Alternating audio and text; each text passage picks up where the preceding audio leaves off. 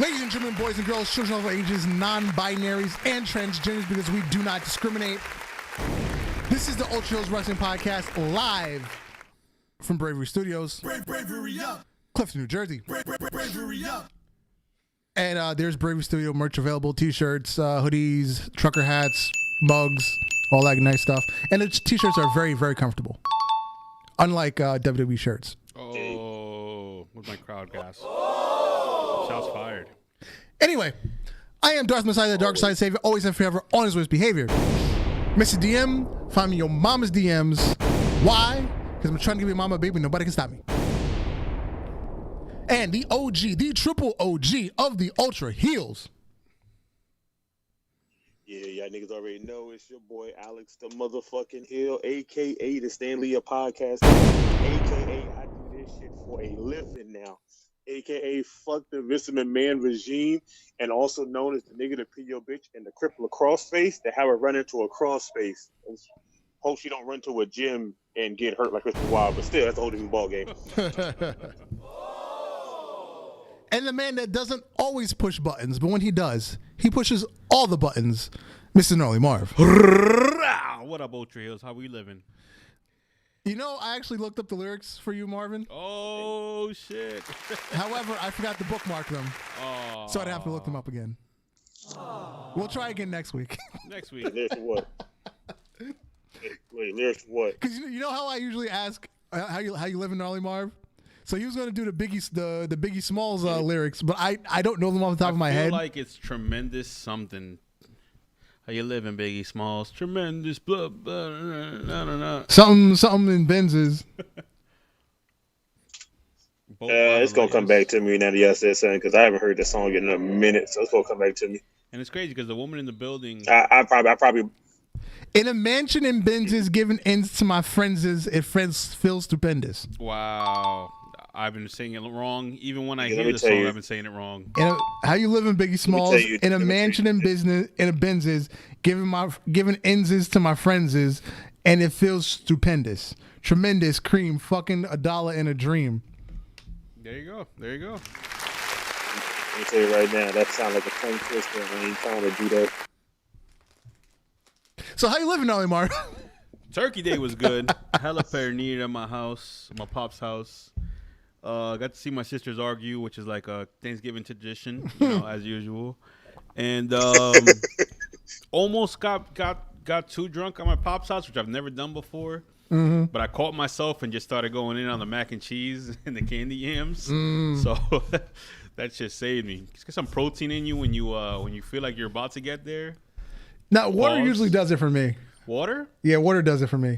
It can, but I don't know if it does it fast enough. Like I need something greasy and protein heavy to usually I just feel horrible if I start trying to shove food in my face. Yeah? Yeah. I don't know. Usually something greasy. I don't know what none of this talks is. I ate 7 plates of food on Thanksgiving, and I drank hella liquor, and I went to bed like a normal night and got up like a normal day. You ever got bent in front of your parents like that? Mm-mm. Never. Me neither. To be honest, I didn't start drinking liquor until it's weird. When I graduated grammar school, my mom bought me a bottle and told me that was for me for when I was ready to drink. It took like 2 weeks before she realized that bottle was empty in my bedroom.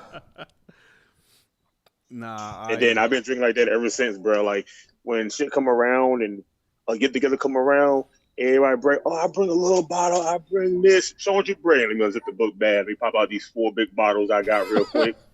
Mixing drinks. I'm pitting juice with them. I'm drinking everything. I'm drinking y'all liquor, my liquor. I look like an alcoholic for a minute. I don't even drink on the regular like that. I only drink when it's around. If it's there, I'll drink it. If it's not there, I won't drink. The Apple E&J. Oh, that's my baby. Yeah. That's my sweetheart. No, I just never been drunk in front of my family. So because I've held it up to this long, I'm 30. I might as well just like never do it. I don't know. So I'm good. It'd just be weird if I ever do it. Like your family supposed to see you get drunk at a younger age before you hit 30. So they already know, okay, he drinks. At 30, they're going to be like, damn, he gets shit-faced like this? I don't want to cap off 2020 with that memory. Like, why not? Everything. It's 2020. Anything that can go wrong will go wrong. At this point, yes. Yeah, I don't know. Maybe one day. Even though there's hella drunk uncles and everyone else is bent, I'm just like, nah, I don't want to join the. Yeah, well, eventually you will be the drunk uncle.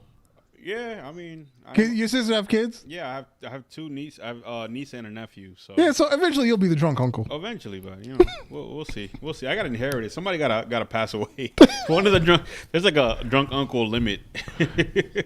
Let's see. I had two drunk uncles. Yeah, same here. Same here. So I think two per Thanksgiving is like the cap. At family gathering for me, I only had two uncles that was not drunk uncles. Everybody else was alcoholic, I think, from birth.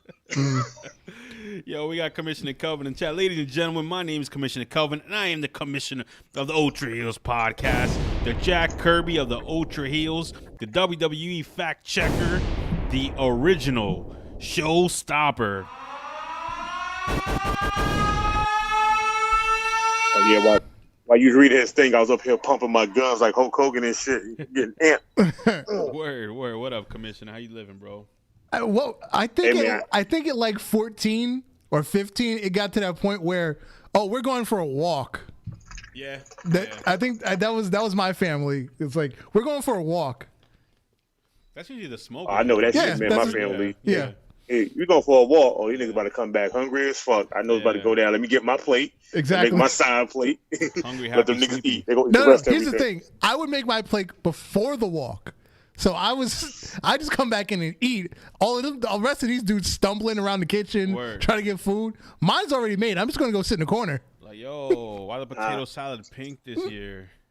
I hate pink potato salad. Yo. Oh my. Okay, my potato salad. Wait. When did this become a thing? I think because they put beets. That's some white people shit. No, I think it's a Hispanic thing because my homegirl from work, she swears by pink potato salad. No. She swears by it. I'm not with it. I think it's the beets. You know what somebody sent me a picture of? Somebody sent me a picture of that fucked me up? Somebody made macaroni and cheese and added avocado. Oh, I'm God. like, you put it on top? No, I'm like, you put it on top? Okay. Maybe that's something different. No, they mixed it in. Me a picture. It's inside. The noodles are green looking. I said, nah, see, I'll fuck somebody up if I dig my spoon in there and that shit come out green. I'm beating everybody ass. That's some white people problems. Yeah, nah. I'm not with that. I'm tell you right now. I do a safe Thanksgiving, but potato salad is supposed to be yellow. I'm not really with potato salad at all, to be honest. What? That's like my favorite side. That's my second favorite side behind mac and cheese. Because of the mayonnaise. I don't like mayonnaise. Oh, you don't like mayonnaise? That's why. That's what keeps. You like third person I know that don't like mayonnaise. But I'm gonna tell you right now. I'm with all the smoke for the mayonnaise. I like my potato salad. The potato salad comes number 3 to me. Mac and cheese is number 1. And if somebody can make stuffing the right way, stuffing is always gonna be number 2. Stuffing is dope. Oh, I'm not big on stuffing. I'll eat it. Oh, it was the other. It was Malcolm's podcast. They were saying that stuffing dressing versus stuffing. Yeah, they call. I was in the chat for that one. I hate that shit down here when they be like, I'm like, I got stuffing. Oh, you got some dressing? Nigga, anybody eat no salad? The fuck you talking about? Yo, at least Kelvin's feeling great. Had another Thanksgiving, although I had a hangover. Yeah, man. Good shit, Kel. Good shit. Thanksgiving was good. Sounds like it was good all around. Back to potato mayonnaise. You remember the Undercover Brother movie with Eddie Griffin? Yeah, of course. I didn't know that was a thing that black people hate mayonnaise until I saw that movie. I've never heard any black person. I've been eating mayonnaise since I was a little kid. I love mayonnaise. I don't like mayonnaise though. I have ran across a few black people. I'd be like, I make a sandwich and I go like, we go to lunch or something. I get food. And I'd be like, yeah, throw some mayonnaise in. They'd be like, ew, bro. I'd be like, what the fuck you mean ew? That shit gonna be dry as hell without that. They'd be like, nah. You gotta have something substituted. Oil and vinegar, salt and pepper. I'd be like, yeah, see, I don't like the oil and vinegar. That make my bread soggy as fuck. That shit nasty. Nope. Now, Miracle Whip, I will not eat Miracle Whip. I'll eat mayonnaise. Hellman's mayonnaise. Nah, I'm good. Or whatever the fuck Blimpie's store brand mayonnaise is. That shit is banging. Yeah. Let me tell you something. No homo. If it's white and it's on my food, I'm eating it. No, my body doesn't give a fuck if it's mayonnaise from any company. If that shit is mayonnaise and I don't give a rat's ass, it's going on my sandwich. I'm eating. I'm not discriminating. That's like me discriminating against a white woman that's thick. I'm not discriminating. I want all of that. Yeah, I mean, you're right, because, I don't eat mayonnaise, and it stops me from eating other things that are good with mayonnaise. Uh-huh. Like, I can't have tuna salad. Can't even have a tuna sandwich. I can't eat potato salad. Anything that like is necessary for mayonnaise, I can't eat it. So it is what it is. But you know now, at least shot better than somebody I know. I know 2 people that don't like eat eggs, and I was like, you know how much stuff have eggs in it? They probably don't even. That's damn near impossible. Yeah. Oh, we didn't have deviled eggs this year. I kind of missed that. They probably don't even know they eat eggs without realizing it. If you eat breaded chicken, you're eating eggs. Yeah. Anything breaded. Actually. Some people don't realize that. Yeah, even bread itself, right? When loaves of bread are made with eggs, aren't they? Yeah, there's eggs and bread. Yep. Yeah. So I just be laughing at people. I don't eat eggs. I'm like, you French eat bread toast. though, right? They be like, yeah, my nigga, you still eating eggs. Yeah. What's the fuck the difference? Hella shit. You don't even the people burgers. I think burger meat is doesn't that get grounded with eggs? Nah, meatloaf. Oh, okay. Meatloaf. Okay. No, no. Depending on who make burgers, they do throw eggs in it. So Yeah, you're right. Yeah. Yeah, there's so much stuff that eggs get used for. Like if you're let's start talking about food before I go in the house and eat again. All right, let's jump into wrestling. Winter is coming. For some reason, I guess to compete with War Games, AEW's doing another TV broadcast pay-per-view. Winter is coming. They're ripping off Game of Thrones. If you look at the posters going around on Instagram and Twitter now, it's for like Game of Thrones knockoff, style pictures. Anyway, so this past week, our main event is going to be Jon Moxley and Kenny Omega for the AEW World Championship. Kenny Omega finally got Moxley to sign the contract. He also challenged Moxley to have a wrestling match. Leave the garbage wrestling at home. Just let's stay right here in the middle of the ring. That was as usual, a clear shot at Jim Cornette because he likes to criticize the garbage wrestling. What do you think about this match coming up, Alex? I feel like it's going to be a good match because I can't think of a time I've seen Dean and Kenny actually fighting each other. So it'll be a first time for me. So I just want to see it. Like at this point right now, I don't give a fuck who ends up being champion. I just want to see this match, and I want to see if Dean is really going to go and be wrestling Dean from WWE, or he's going to be the Jon Moxley that he's been in New Japan and AEW. Because I don't give a damn about Jim Cornette and his history of wrestling. Just like real life, history is made to be broken, and I don't give a fuck about how he feels. I'm more concerned about, will we get the best bout machine Kenny Omega, or is he over the hill, or did Okada make Kenny Omega? I still say Okada made Kenny Omega. I don't think he's top tier. He's really good, but I don't think he's top tier. I don't think Okada made Kenny Omega. I feel like that blow-up doll made Kenny Omega, and that 11-year-old cemented Kenny Omega. Okada was just there to just give out them good 5-star and close to 6-star matches just for the fuck of it. Because until you can get in a ring and fight a child and make a child look great, and then get in there with a blow-up doll and make the blow-up doll look like it's destroying you, and you're in there fighting by yourself, yeah, you don't really need nobody to be in the ring. Like, he literally could jump in the ring with Moppy and probably make a 5-star match. I'd say that was more of an acid trip, but I guess. Nah, Okada and Omega, what was that, 2? Was an acid trip. It was like the same exact match all over again, almost the same exact spots. It felt like deja vu. Well, the night also kicked off with Hangman Page taking on John Silver. Where is Brody Lee?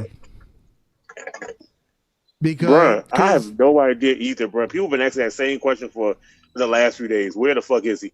I don't know where the fuck he went. Maybe he said he was going home for a while. Kelvin said Ibushi made Kenny Omega. You know what? Kelvin might be right. You know what? Yeah, I could say that. Yeah, I'll go with that. He made him.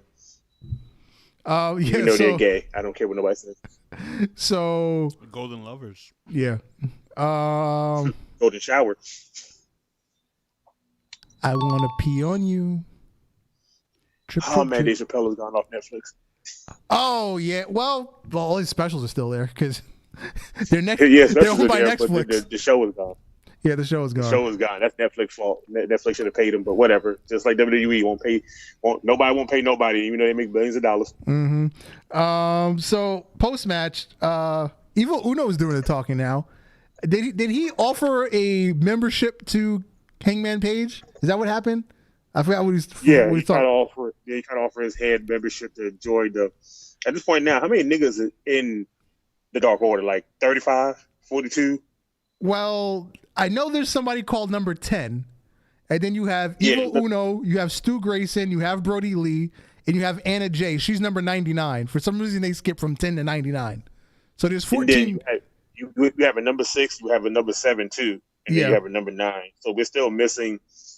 Unless Brody Lee a number like 1 to whatever number. Yeah, I guess Brody Lee's 1, Evil Uno and Stu Grayson are 2 and 3.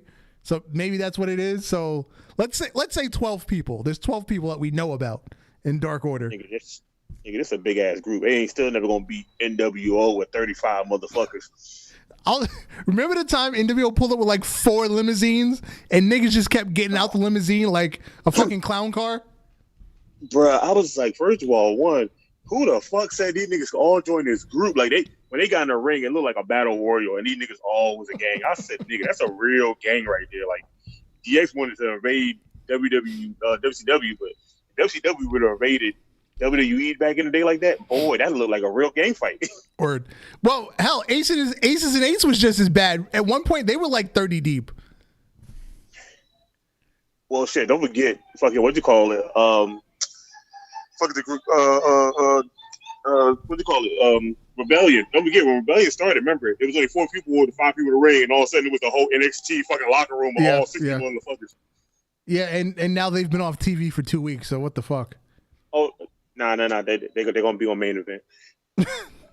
That's sad. No, I'm serious. That's sad. They're on main they've been event. reduced to main event. But so was John Morrison and The Miz and a couple other people. I guess.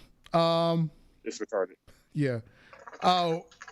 Powerhouse Hobbs. He no longer has a first name. It's Powerhouse Hobbs instead of Will Hobbs or Willie Hobbs. Big Willie Hobbs is J-Rox to call him.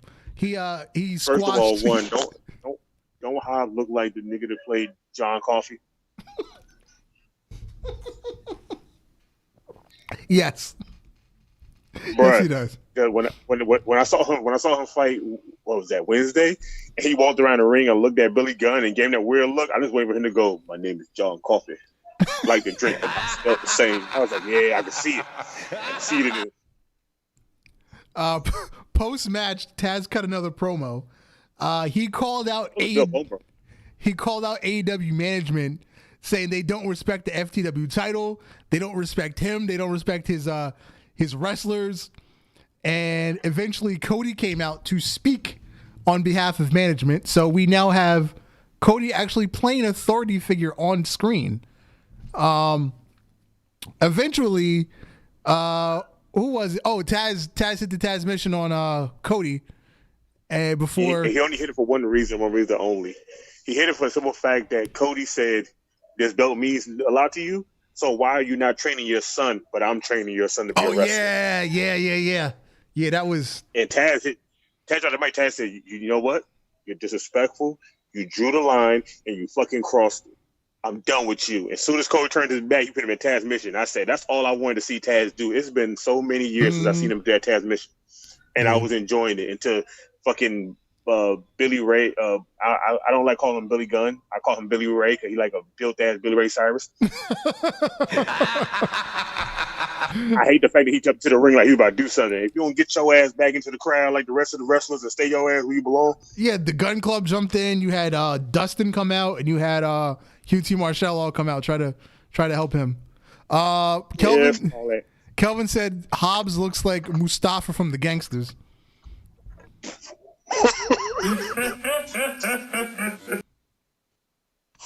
Oh my God, he do. I ain't gonna lie though. WWE ever picked him up. Him and Bobby Lashley can be brothers for a storyline. You know what? Yo, that would work. So TH2 defeated Top Flight, that was like a mirror image match because they're basically the same team except one team is brothers and the other team isn't. Yeah, that's the only big difference. But they was high flying as hell. I was like, damn, bro, this remind me of Lucha Underground all over again. Just about the high scaffold and the weird ass step walk down to the ring. Yep. Jake Hager and Chris Jericho beat SCU. That was a nice, solid match. MJF. Who did he knock out? Was it Christopher Daniels? He knocked out with the ring. Mm-hmm. Yeah. So MJF came in clutch. Have you seen AEW's Instagram page for them showing off their new Inner Circle T-shirts? Yeah. You mean the Painmaker gear? Yeah, I don't know why, but MJF is standing there looking like he really belongs, and I was like, you know what? I kind of like this now. I kind of like this now more now that he's wearing a shirt. Cause, I'm used to seeing MJF wear the dress-up suits, the long trench coat, and that Burberry scarf. That I swear, when he died, they're gonna bury him with that shit. Oh, of course, they have to. You have to give him the Burberry scarf when he dies. What was his name before Wrestle Magic? Damien Carter. Was it? Some D Carter. I can't remember his name. He's the only person I know that had a Burberry scarf that wore that bitch every wrestling match. Urkel, right? Urkel? Yeah. Yeah, you call Urkel because he did. Darius Carter. Darius Carter. There you go. Darius Carter. I don't give a fuck nobody say Darius Carter is the man right after Chris Jericho for that scarf shit. I don't give a damn what nobody say, bro. That motherfucker wear that in his promos. He go out, he wear that goddamn thing. He comes to the wrestling ring wearing that thing. I swear, he takes showers with that shit. I don't give a damn what nobody say.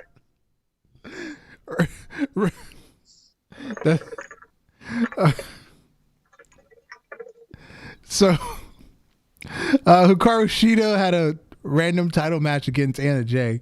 Don't really know why. Nobody knows why. Kenny Omega like that type of match. Yeah.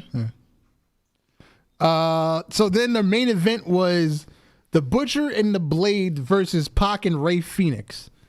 This is, it makes sense because, you had the Trio of Danger, which was the Lucha Brothers and Pac. But then when Pac got stuck in Europe because of COVID, the Butcher and the Blade ended up teaming with Eddie Kingston, who also brought in the Lucha Brothers. So they had that group going on. So it kind of makes sense that they broke that up and they went back to the Trio of Danger. I was okay with that match. I'm just happy to see Pac back over here in wrestling. Mm-hmm. It was kind of weird having him there and he was on fire and then COVID hit and he got stuck home and couldn't come back. Yeah. Oh, did you hear the news about Kenny Omega in AEW? Oh, something about, he said he would be open to a talent trade between AEW and WWE. Yeah, and it's weird. When he said that, I was like, I feel like Vince would take up on it because that's how Vince got ECW at that one point before. Mm-hmm. It was talent trades because that's how Jerry King Lawler showed up at ECW events. Mm-hmm. ECW guys got to show up on their show before they started having guys come to their show and actually started having them full time. Kurt Angle, Chris Benoit. Yeah. Every last one of them, all ECW, technically originals, turned to WWF/E guys, mm-hmm. just because on a shake of a hand. Oh yeah, we're gonna give you guys some talent. What we're gonna do? We're gonna bury them, and then they got you over, and he was like, "Fuck it, we might as well just take them." But I'm okay with that. Like, I ain't gonna lie, that's a good business strategy because WWE's already looking at half their roster any damn way for who they want, mm-hmm. and. AEW would probably take the people that they don't want to use and give them some time to shine and finally become somebody over there. So I'm okay with that kind of thing because there's some people in WWE that they need to get a push ain't getting it, but AEW they can finally become somebody that fucking we've been wanting them to see.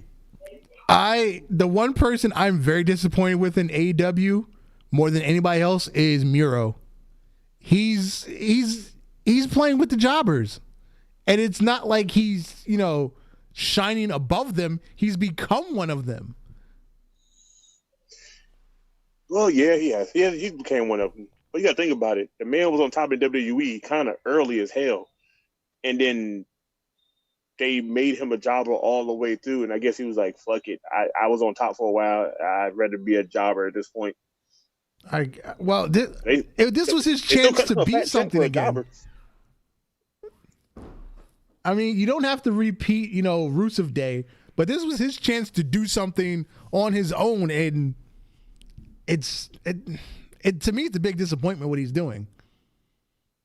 I'll tell you right now, if he can't repeat Rusev Day at this point now, he just might well become a streamer like fucking Selena Vega. Because Rusev Day was the biggest thing to make him a thing, and that wasn't something WWE wanted to make. It was something that he made as a joke, and it took off to being something else. Yeah, that was the thing. He didn't even want to stream. It was just he joked about it, and then all of a sudden people were like, "Oh, this is pretty cool." Rusev Day T-shirts, Lana Day T-shirts, fucking Rusev Day calendar. I was like, God damn, like he's on a roll, and I know WWE is like, fuck, we don't want to push this motherfucker like this. Damn it, he making us money. Yep. All right, let's recap Survivor Series. It kicked off with Team Raw versus Team SmackDown, and it was a clean sweep. Raw 5-0 over SmackDown. Jey Uso was the last member of Team SmackDown.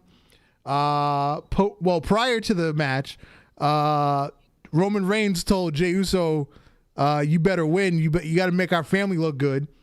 And so Jey Uso ended up being the last person on the team, but 5-on-1, he lost.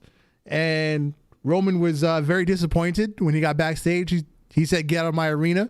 You don't deserve to be here. You don't deserve to sit at the table anymore." And that would come into play later in the night.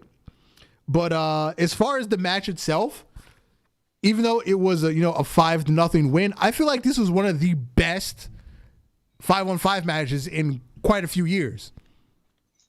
Yeah. 5-on-5 match, yes. Survivor Series match, no. Yeah, overall, I wasn't impressed with the whole show, but the 5-on-5 match itself, because for some reason, I think with not last year, but 2 years ago and the year before, some people seem to love those. It was the year The Miz and Shane and Roman Reigns speared Shane from on the coast to coast that year. People seem to love that one. I didn't think it was that great.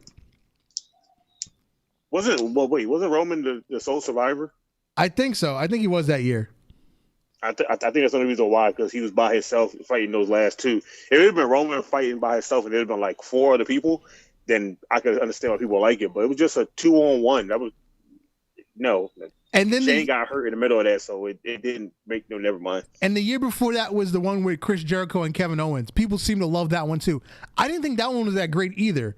I feel like the last really great Survivor Series match was Dolph Ziggler being the sole survivor against the Authority.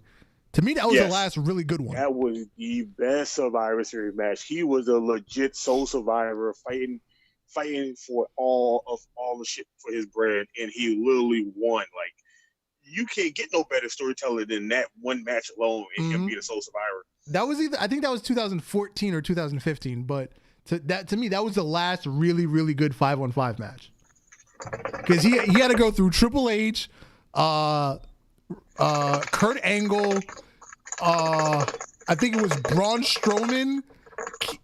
No, it was Mark Henry, Kane, and Seth Rollins all on that team. He had to go through all of them.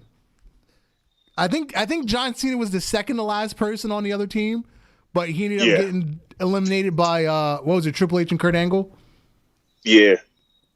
So it literally made Dolph the legit sole survivor of the team. Like, I understand when Sasha goes, "Oh, that one person was the sole survivor," and I'm like, yeah, but when they got the sole survivor, they was literally like one of 2 people, or it was damn near 1-on-1 at that point. Yeah, but Ziggler literally had to fight 4 people, and out of 4 of the people, 3 of the motherfuckers was bigger than he was. I think Kane went out early, and then it was like down to 2-on-4, and I think Cena took out Rollins, and then it was just 3-on-1, and Dolph took out the 3 people.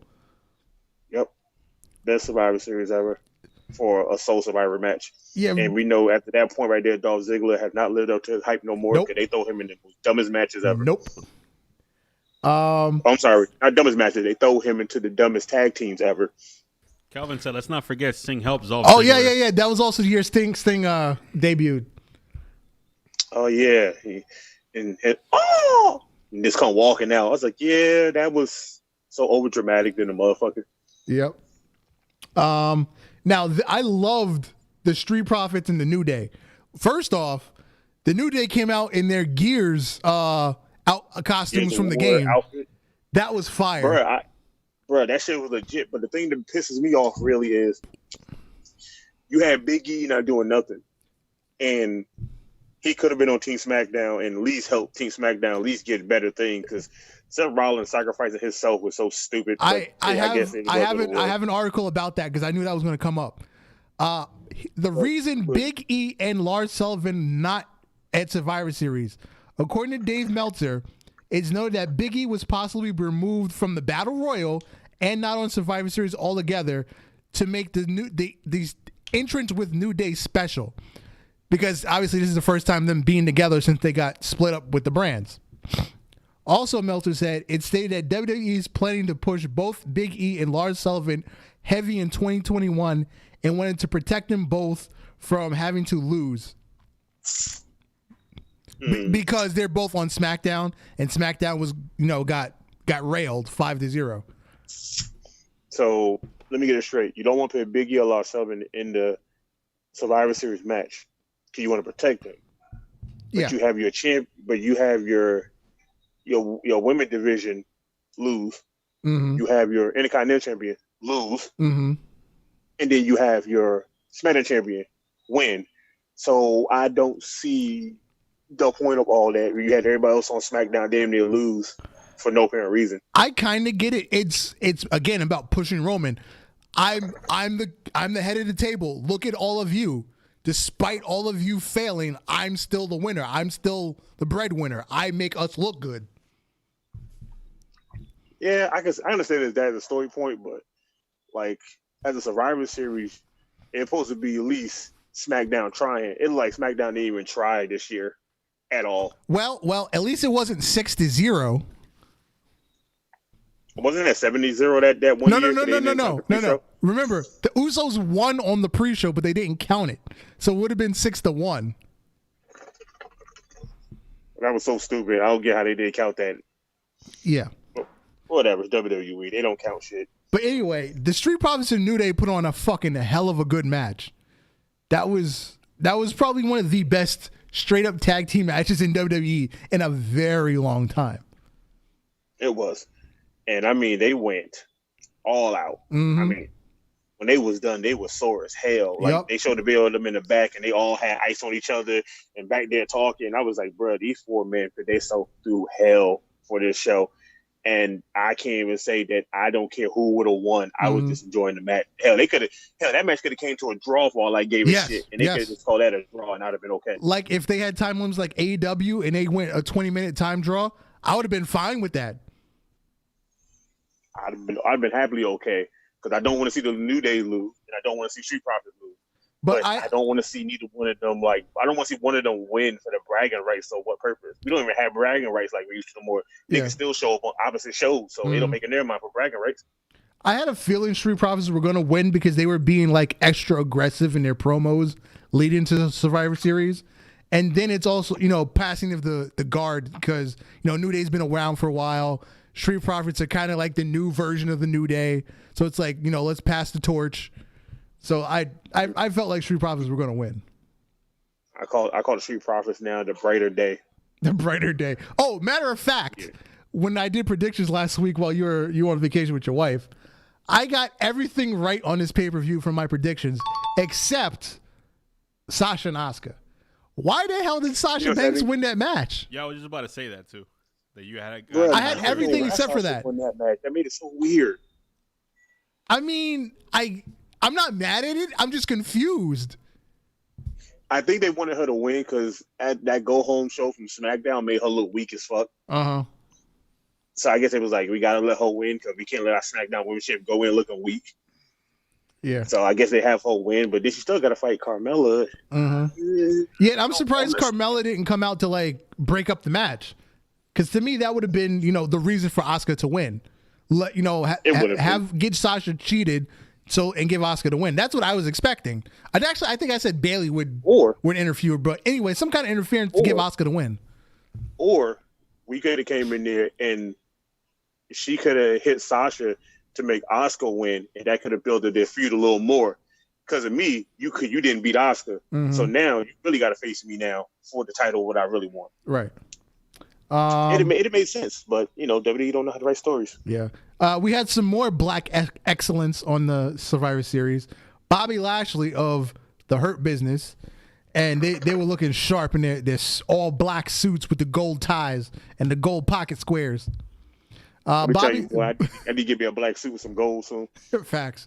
Bobby Lashley destroyed Sami Zayn in quite the style of 3 years ago when they had a feud, which I also called. I felt like I said it was going to go similar to what happened when Bobby Lashley first came back to WWE, and they had Sami Zayn do the "This Is Your Life" segment, and he brought out the fat chicks. Oh yeah, the fat chick men, but whatever. Mm-hmm. Yeah, sad thing is, people that I've seen online that was like watching that match was rooting for Sami to really win. They wanted Sami to win that. Let's be real. Sami wasn't winning that. Let's be so real. He was not winning that. Hey, look, we know, but people was rooting for him to win because it was like, come on now, it's Bobby Lashley. He's going to win, but the upset for SmackDown would have been Sami Zayn would have won by some technicality and hauled ass. Oh, hey, Kelvin, that's on the list of things, Kelvin. It's on the list of things. I see what he wrote. Yeah, that's on the list of things. Now, also, this one here, Team Raw beating Team SmackDown in the women's division. I forgot to mention this on the show last week, but I told my guy at work, so he can vouch that I said this. I said Lana would be the sole survivor by some bullshit. I didn't call, her standing on the steps for 90% of the match. I had some other reason that she would be the sole survivor, but I said Nia and Shayna would both lose to some bullshit, and Lana would end up being sole survivor because of it. You know what's sad? I kind of figured Lana was going to be the winner for that shit too. I just didn't know how they was going to go about it. I didn't know they was going to I don't know. Nia was going to get disqualified or something, and she hurt whoever was in the ring on purpose, and then Lana just comes in and get the win. But for them to get counted out and Lana just to be named the sole survivor of the team, standing on the fucking steps. They told her to get off the apron, go stand on the steps. And then she started crying. That was disrespectful as hell. They treated her like a child for real. Get on the steps. Get on the steps and don't move. I said, "Oh shit!" And then she tried. Got me fucked up. And then she tried to move because everybody had gotten taken out. And then Nia Jax is just laying there. She looks at her. Get your ass back on the steps. You know what makes it more funny though? I don't know if nobody noticed it like I did. You know me. I'm that kind of guy. I know it's just little tiny shit. Did you know Lana had on a pair of Yeezys that she was wrestling in? She's been wearing Yeezys for the last month. Bruh, I tried to tell somebody that and it was like, nah, I don't think she had on your Yeezys. She's worn the wheats. She's worn the triple black. She's worn the I forgot what the other colors are called. She's worn three or four different pairs. Bro, I'm surprised she really wrestling in these, but you got the money, you can flaunt it because they ain't that damn expensive no more. Yeah. I just know I wouldn't be. I'm a wrestler in the most blackest of black sneakers on the planet. I'm wrestling into a mid top pair of all black Air Force Ones, baby. The Shacks. I'm wrestling some Shacks. Yeah, I'm wrestling in those. When I lay some bitches up and I strap that little thing across, you about to get your ass whooped like I'm Roman Reigns. And our main event, the Tribal Chief with Paul Heyman took out Drew McIntyre, and everybody was saying this was like an epic match. I feel like it started very, very slow, and then it got good. It did, and I can't say it's an epic match because we already seen them face each other before without titles. Yeah, because they had a match last year. It was Roman Reigns it was Royal Rumble, and then they had a match at WrestleMania last year. They had 2 pay-per-view matches last year. Yeah, so it's not nothing epic. We already seen it. It's just the fact that it was more on the line now. Because the fact that Roman's a new gimmick. He's a tribal chief. Mm-hmm. You don't give a damn. And he keep calling Drew a second-rate champion when Drew's holding the main belt title. Yes, absolutely. And I'm like, you know what? That makes this match just a little bit more interesting. But I ain't gonna lie, they did put each other through a lot of hell like midway and the end of that match, they went all out after that. But that beginning part was the beginning kind of lost me. Yeah, it was kind of boring. Like, it was, I understand you trying to tell a story, but that was a long ass tale. Because Roman tried to do the thing again where he was beating him up and talking to him at the same time, and that, to me, that didn't work in this situation with Drew, like the way it worked when he was doing it to Jey Uso. So because it's not like, because he was trying to treat him like Drew McIntyre is clearly below his level, but we know they're on the same level. So him trying to talk down to him didn't work. Yeah, because he talked to him down like Nia and him talking to Lana, and I'm like, bro, like, don't you know when you was gone, they made him into what they wanted to make you with just one Royal Rumble match. They made him into the guy for Raw. They started doing that shit for Roman since the Shield and couldn't make him the guy. Yep. So to me, character-wise, Roman character is going to beat Drew's character. Yeah. But in the ring-wise, Drew is going to beat Roman Reigns. Yeah. Just for some fact, he did some shit that Roman has never been to do. Like, we understand Roman beat Brock Lesnar. Okay, that's cool, whatever. But Roman had to get his ass whooped for majority of that match to clearly try to beat Roman. After losing at WrestleMania when he was supposed to win, and then Brock got mad that he won and threw the belt at Vince. Yo, he tossed that shit hard as hell. He underhooked through that bitch like he was playing softball. And all you hear, Vince, you asshole. I was like, yeah, you'll say you asshole, but you ain't gonna fire him though. You've never seen anybody mad that they won the main event at WrestleMania other than Brock Lesnar. Hey man, that motherfucker got different agendas. Like, he want to go home to his farm with his animals and his 60-year-old stable. Nigga didn't want to be there any much longer. I wish I had those kind of problems, that I'm the winner of the biggest event in my business and I'm mad that I won. I wish I had that problem. Like, damn it, I won this fucking match and I didn't want to win. I wanted to go home and fucking plant some seeds. But I guess it is what it is. Like, the match is good, but I can't say it's epic match. It wasn't epic. It was just a good standard match between two guys that we've seen wrestle for 3 years, almost at the main event level. It wasn't really much to me. Valder said was expecting Tom Hanks to yell, "There's no crying in wrestling." That would have been great. All right, now to touch on what Kelvin was talking about. This week on Impact, Carl Anderson came out for a little promo with Ethan Page. I believe something happened with Luke Gallows. He took the night off. So it was just Carl Anderson. And he said, I have some competition for you. And they began to play the video package and the theme music for The Phenomenal One, as they referred to him several times, The Phenomenal One. And out came AJ Swaggle. Let me tell you how happy I was to see that on TV. I was like, first of all, somebody should be getting sued because I don't understand how you can still use that man's name fully. But then when he came out with the little Swaggle pants with the AJ Styles symbol on it, the gloves, and the vest, I said, you know what? I don't give a fuck if somebody sued him or not. This is the best night ever for this. Well, they didn't sell the entire video library to WWE. So whatever they still have, they can still use, even though AJ Styles works somewhere else. And that's why I find it so funny that they still can use that video footage for that, and WWE can't do shit about it. Exactly. So we had the P-nominal one, P-E-E instead of P-H. P-nominal AJ Swaggle versus Ethan Page. I'm telling you, I enjoyed that. That made me so happy when I saw it. I heard the music. I was like, AJ Lee. I was like, wait, hold up. They got AJ Styles? I was like, they must got a rip off AJ Styles for this match. And I saw Hornswoggle come out and I said, oh my God, thank you, TNA, for making my night. Because this is what I want. I want this to be the match. In other knockoff wrestler news, this is actually a sad one. Gilbert had a heart attack yesterday. Yeah, I heard, and his wife put out, I think, a tweet saying that he's out of intensive care and he's doing all right, but it's just that's scary for him to have a heart attack. I kind of like Goldberg still to this day. Yeah. He's always gonna be one of my favorite bullshit ass rip-offs of Goldberg. I don't give a damn what nobody says. I think Ryback would have something to say about that.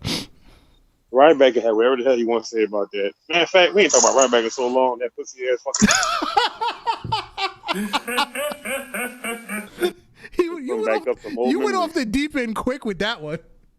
Oh man, because you know me, it's Ryback, bro. I follow his Twitter, I follow his Instagram, and I be wanting to say some shit to him, but I don't want him to block me because I will make another name and I will go right back after that ass. I got a lot of emails. I can do this shit for days. After a while, he just want you to get tired and really want to fight me for real life. Yeah. It has been a while since you guys went in on that guy. Well, he hasn't made enough of an idiot of himself on the internet lately, so that's why. Well, technically he has. He just hasn't done it about wrestling as much as he used to. Yeah. Okay. Yeah. He promotes his supplements that they have for him, and he promotes the using of the union for wrestling ever since Page and the whole thing happened. He talked about that, but when it comes to like real wrestling stuff, he's been quiet about it. Just the fact that before he was annoying as fuck. Like, I swear I hated Ryback, and I still fucking do.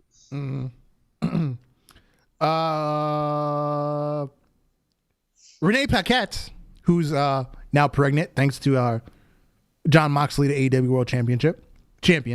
That was a weird way of saying that. Like, it's him telling the world that. Yeah, that he was like just so like, yeah, I got a pregnant lot. wife at home. But anyway, she recently started her own podcast. It's called Oral Sessions. Oh my god. It's called Oral Sessions. I think I found that quick. I found that shit quick and subscribed to that immediately. Okay. And the first guest, none other than Jon Moxley, obviously, because they live in the same house. Jon Moxley revealed his thoughts on WWE talent being independent contractors on his wife's podcast, Oral Sessions. He said, and I quote, "When I was doing my taxes in WWE, because you're an independent contractor, which isn't true, you're a fucking employee. So you have to pay your taxes. In developmental first couple of years, I didn't make that much money."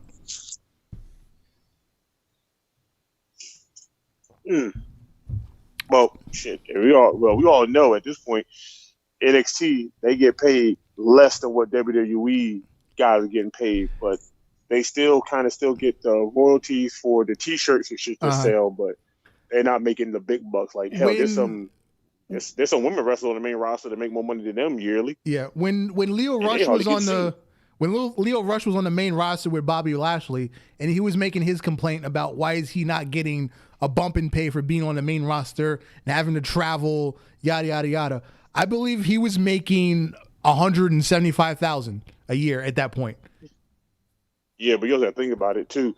He makes $175,000 a year, and then they also are not paying for his hotels. Yeah, exactly. They're not paying for his flights. They're not paying for his rental cars. Right. So wherever car he rents to go to, wherever hotel he had to try to get, wherever plane flight he had to try to make on time, came out of his paycheck throughout the year. So at the end of the year, depending on how much they were using him, and at that time they were using him on every show and live show. That's technically he was damn near getting paid way less than what he was making a year. He was probably getting paid somewhere between like an average person making like $13 an hour. He probably was getting like $26,000 to like $30,000 before the year was over for all the money he had to put in towards everything. Yeah, that's bullshit. And you were saying how like the female wrestlers get paid more than NXT. I believe low end female wrestlers for WWE get $250,000. I think that's like the base contract. Yeah, but you also got to think about it. They don't hardly use them, so they get paid for the year and only get paid when they need to show for shows. So if you don't show for a show, you ain't got to worry about spending no money. You just got to make sure when WWE tell you to get to a show, you got to pay for it. But Lilo was getting called to everything Bobby Lashley was doing because they were trying to push Bobby as much as he was. So Lilo was losing out on all his money. That shit made no sense. Like, I understand why he had that complaint, and I understand why WWE let him go, but like, he had a legit reason why he was pissed off. Like, dude, I'm doing shit for y'all. Y'all asking me to come with Bobby Lashley. You want me to be his mouthpiece, but you don't want to pay me main roster money to be on every show. There was an interview with the Bella Twins a couple years ago. They were talking about their early days before they were like big, before they, the top women in the company. They talked about how being a female superstar, you actually spend more money than the men because you have to do makeup and hair, and your wardrobe costs more, your on-screen wardrobe costs more, and that all comes out of your paycheck. You know, doing makeup and hair and yada yada yada. They charge you every time you go to the company stylist for stuff like that. That's stupid. Use your common sense. And sad thing is, the only person that got out of that, and it just because she was smart enough, was Naomi. Mm-hmm. Naomi was getting her hair and makeup done at whatever black-owned salon in whatever city she went. In that city, yep. And so she was making out better than they was. And Sasha Banks has free gear because her husband is one of the gear makers. So he does it at home off the books. So, yeah, because every gear that she has had, if you follow him on Instagram, he shows off a piece of when he's making her gear before she even shows it off, like whatever night she brings it out. Yep. So he's literally home making gear. He makes gear for her. I think 2 other females and some other people in the back. I think he does. I think he does Dana Brooke also. Yeah, because Dana Brooke outfit is the same outfit. It's just different colors. Yeah. He might do I think he also does the Iconics. Well, you mean Peyton Royce? well, yeah, because Billy Kay is just chilling backstage with Team SmackDown now. But anyway, oh yeah, Valdor, yes, that is why Brock threw the belt at Vince. Because going into that WrestleMania, it was clear cut that Roman was supposed to win. I remember sitting there and Brock won. I'm like, what the fuck just happened? Why did Brock Lesnar win? And then come to find out a couple weeks later, that little clip came out where Brock goes behind the curtain, he throws the belt at Vince and just walks straight through the gorilla. He didn't stop to talk to anybody. Paul Heyman looked back at Vince. He kind of shrugged his shoulder and just followed Brock out. Because that was a last-minute call, you know, from the headset down to the referee, and they said Brock's going over. Bro, I'm telling you, Vince not a piss off talent, I swear. Did you also hear the thing about what WWE did recently? What? So they filed for a trademark for a name, and nobody knows why. Okay. But they filed for the trademark for Dean Ambrose again. Probably so that they can't do like a backstory of Jon Moxley on AEW. That way he can't reference himself as being formerly Dean Ambrose. That's probably why they did that. But it's so fucking weird because you're doing that for him, but you let go of the Cody Rhodes name, so Cody couldn't use it for this long. But then you gave it away because y'all didn't give a shit no more. Yeah. So I guess about Jon Moxley, even though Jon Moxley's name is more synonymous with ZZW, ROH, TNA, a little bit everywhere in the world. Also, there's probably another Shield documentary coming. Watch. Because everybody's got a fucking documentary now. Fucking Liv Morgan has a documentary coming out. So there's probably another Shield documentary coming in the next year or so. So they need the Dean Ambrose name trademarked. That's probably what it is. Also, another thing I heard as of today, I was reading online, Beyond the Mat been pushed for another season. Uh-huh. This time they get 14 episodes this season. Nice. But there's a thing going around saying one of the head people for China said that they offered him $150,000 for a sit-down full interview because they were going to do a 2-hour special on her. Mm-hmm. People hit them up and asked, was it true? They said no. They were going to do a documentary about her, but then come to find out WWE is doing one, so they automatically canceled on them doing it. So they was like, they don't know what he's talking about, them paying him money to do something where they already never had plans to ever do it in the first place. Yep. Again, everybody's getting a fucking documentary now. There's a China one coming. So, and like I said, Liv Morgan, of all people, why were they following Liv Morgan around for 4 years to do a documentary?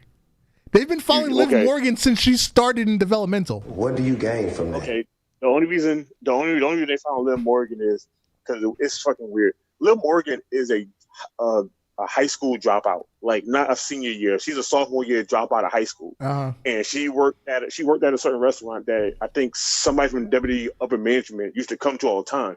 And she always told him she liked to wrestle. She wanted to be a wrestler. She'd do anything to try to be a wrestler. And when NXT first became a thing, he talked to Triple H and said, "I want you to give her a shot, see where she goes with it." And Triple H said, "Do she have any background?" Dude said no. So when she showed up there, she was a fresh slate for them. And they've been following her ever since, just because she was a dropout and she wanted to do this. Like, she quit her other job and moved away from home to live on her own just for that damn thing. So I was like, yeah, I see why you're trying to make a documentary about her. From Elmwood Park, New Jersey. I know. She sounds like the background story WWE would try to make to try to pull somebody through some shit. Because as of right now, you still ain't doing shit with her. Nope. You're not going to do shit with her. No. But Sasha Banks said she wants to work with her bad as hell, but they won't give her the chance to do it. Yep. So you gave a documentary for what? Her to still be a jobber? Basically. All right, let's Matter of fact, Keith Lee's getting a 24 on WWE Network. Yep. Let's cover War Games before we get out of here. All right, we got Leon Ruff finally standing up to Johnny Gargano and Damien Priest. They're having a triple threat for the North American Championship. I'm going to say Damien Priest wins it back. I would love that, but I feel like they would have Ruff win it just for the GP to piss off everybody. Because that mean Gargano can't get it, and Damien Priest couldn't do the job. So what you do now at this point? That's why I feel like Damien Priest is going to win it back, because he lost it to some bullshit at Halloween Havoc, and then Leon Ruff beat Johnny Gargano on some bullshit. So it should go back to the rightful champion, in my opinion. I'm hoping that's going to happen, but if they want to do it storytelling wise, just to fuck everything up, they will make Ruff win off some bullshit. I guess. And I feel like they'll make him win by pinning Damien Priest off some bullshit. Oh, Kelvin said about the gear. Bianca Belair makes her own attire. Yeah. Correct. She also does it for the Street Profits and Oni Lorcan and Danny Burch, which is kind of plain, but you know. Hey, look, man, you gotta be like Matt Hardy. Don't forget, Matt Hardy used to make all their gear until they got to main roster. Yep. Yeah, you gotta have a trade. Yeah. Also, we have Dexter Lumis versus Cameron Grimes in a strap match. You know, because first they had a blindfold match, but Cameron Grimes attacked the referee instead of Dexter Lumis. So now they're going to be attached to each other, so they can't fight the wrong person, and nobody can run away. You can't run away from these hands. Exactly. All right, and then we have our two War Games matches. First, the women. It's Shotzi Blackheart with no teammates so far. She has to pick them. Versus Candice LeRae, Dakota Kai, Raquel Gonzalez, and now, after the heel turn this past week, Toni Storm. Toni Storm turned on Ember Moon in her match with Candice LeRae. So we're going to assume Toni Storm will be on Team Shotzi Blackheart, but who else is she going to pick for the other two entrants? I don't know. That's going to be kind of hard because most of all the good hidden people are either not on TV. Well, hasn't Indy Hartwell been following Shotzi Blackheart the last couple of weeks? So probably Indy Hartwell. So they need one more. Who's left? Well, Rhea Ripley ain't doing shit. That's true. Because they trying to push Rhea Ripley to the main roster right now, so she got to have one big match before she leaves NXT like everybody else has. So they might throw her in there, and that might be her farewell match. Oh, maybe. Well, Tegan Nox, she's not doing anything. Yeah, well, she ain't doing shit either. So yeah, they probably get throw her in there if she don't fuck up her knee. Yeah, and then our main event, it is Undisputed Era versus. Well, no, there we go. Undisputed Era. There we go. There you go. Versus For the Brand, Pat McAfee, Pete Dunne, Danny Branch, and Oni Lorcan.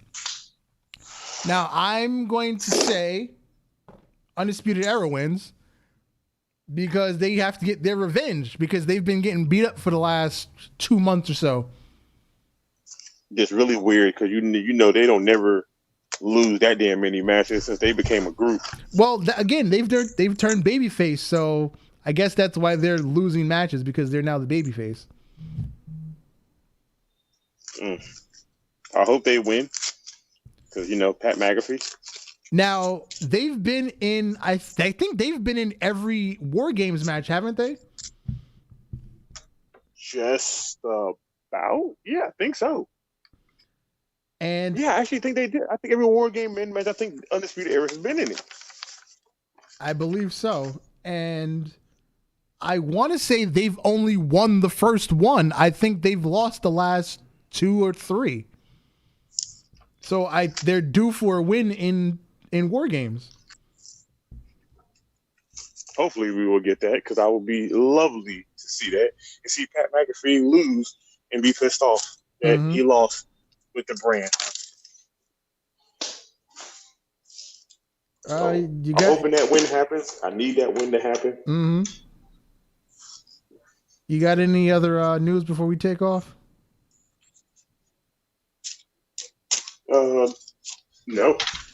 No, there's no more news. We said the news in between talking about everything. Alrighty. So it's been another eventful week here at Ultra Heelz Wrestling Podcast. Happy Thanksgiving if you celebrate that sort of thing. Happy Black Friday if you celebrate that sort of thing. Oh, quick question. I heard they changed the name of Thanksgiving legally or nationally. Is that true? No. Oh, we're saying that. Not yet. No. Not yet, but they will one day. I think they should, but No, everybody's doing that stupid Friendsgiving shit. Yeah, I heard we can change the Indigenous Peoples Day. Yeah, okay. It's a long name. That would sound better. I mean, well, the Washington Redskins are now called the Washington Football Team. Yo, it's so weird. It's so weird. Yeah. Oh, I'm on vacation next week. Oh shit. Last of my paid time off this year, and then I probably won't get another. I'll probably have like 2 more days off, and then I'll probably end up working like 3 weeks straight, Christmas and New Year's in early January. Yo, the streak will never end. Yeah. Anyway. Anyway, I'm Darth Messiah, the Dark Side Savior, always and forever on his worst behavior. Alex, the motherfucking hitter. Y'all know what it is. good night, Nolly Marv. Peace out. Rah.